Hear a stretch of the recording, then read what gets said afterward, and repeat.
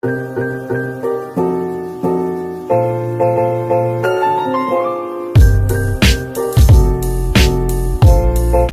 guys, welcome back again.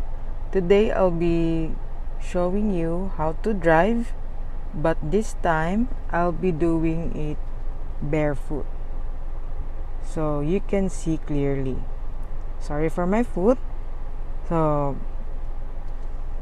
always remember the 3 pedals for you to step on. So this is your clutch pedal, this is your brake pedal, and your gas pedal. You have here your gear shift.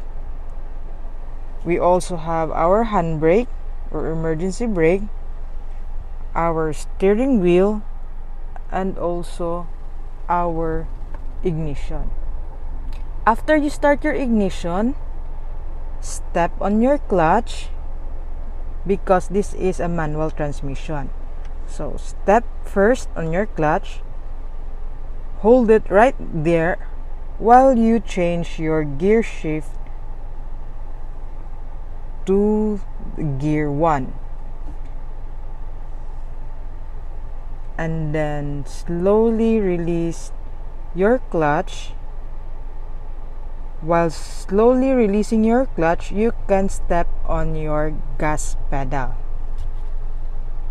Now, as you can see, we are moving. And then step on your brake. While stepping on your clutch, return your gear to neutral or to the center.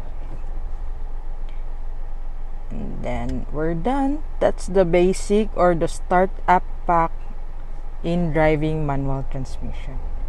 See you guys next time. Goodbye.